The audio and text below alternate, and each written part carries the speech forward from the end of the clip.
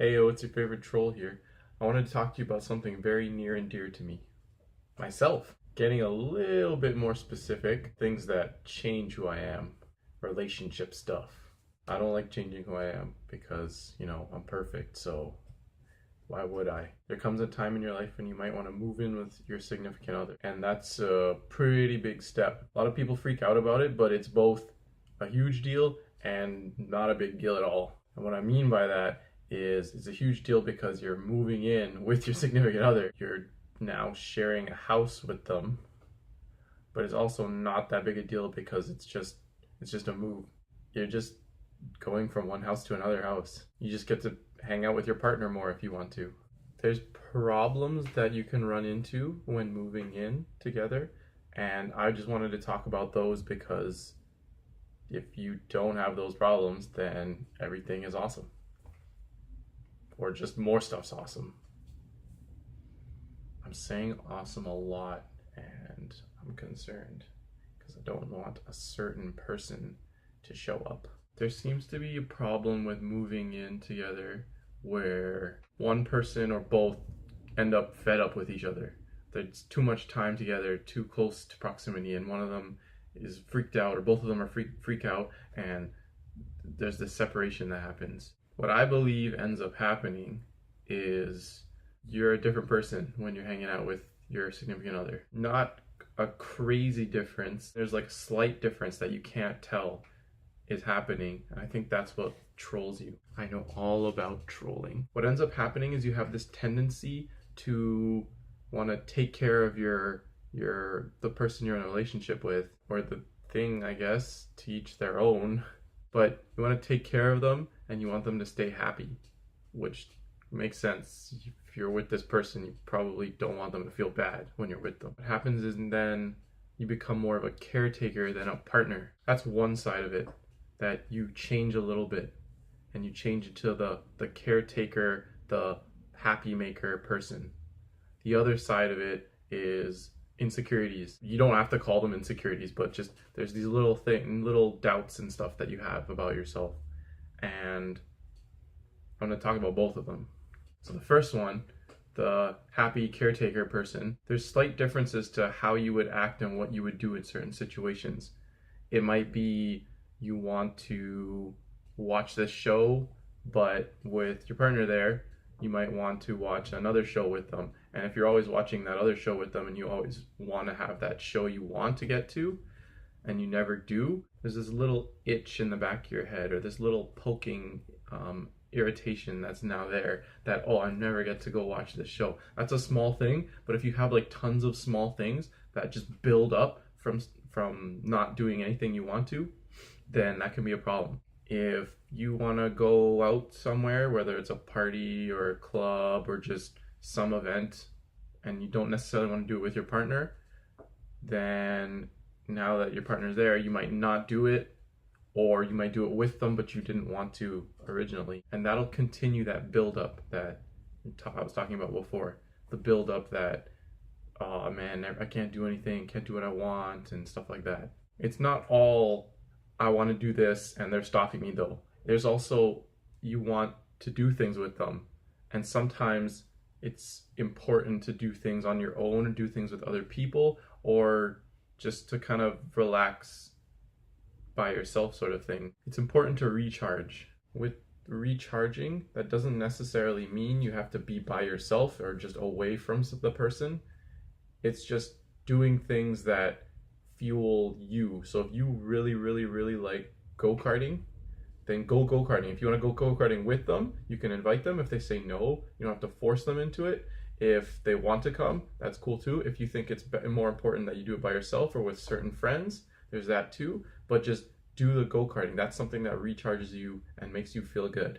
If you like writing and you notice that you don't write a lot when you're with your significant other, then you need to make sure that if you're moving in together, that you continue that writing. If you never write again, there's going to be that missing part of you that you enjoyed. There's slight changes to who you are, and if those things stay gone the whole time and you just feel kind of like you're lacking something, or like you're a bit empty in that way, that will cause some friction, that'll cause problems in the relationship, because you're not being your true you anymore. It's all about basically staying true to yourself. So staying true to yourself doesn't necessarily have to mean, oh, when they want to do something, you don't compromise, you just say no, you just stick to, this is what I like, this is what I want, I'm only going to do that, because there is compromising in relationships. It's more of remembering what makes you you and continuing to do that. If you love drawing, then keep drawing in the relationship. If you need to be by yourself completely just so you can draw, that's fine. Take time to be with yourself. If you can draw when your partner's around or can get your partner involved in the drawing process, then that's cool too. You still get to hang out together. It's just important that you keep drawing. It's not your job to make your partner happy. It's their job to make themselves happy. It's your job to make you happy. So if you're making you happy and they're making themselves happy, that abundance of happiness that you have overflows onto them, which sounds kind of gross, but it's not.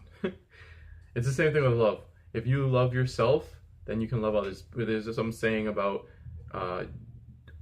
others can't love you without you loving yourself. It's true, because people who are very loving have so much love for themselves that it overflows to everywhere. It goes towards everyone. If you can make yourself so happy that it overflows onto your partner, they're gonna feel your happiness too. If they're making themselves so happy that it overflows onto you, you're gonna feel that happiness. And that's all there is. There's just happiness. Only trying to make them happy and you're no longer happy doesn't really come across the same way. Have you ever tried to compliment someone when you were like really angry at them?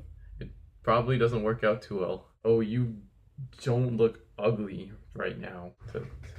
Thank you, I think. Here, I got you stupid flowers.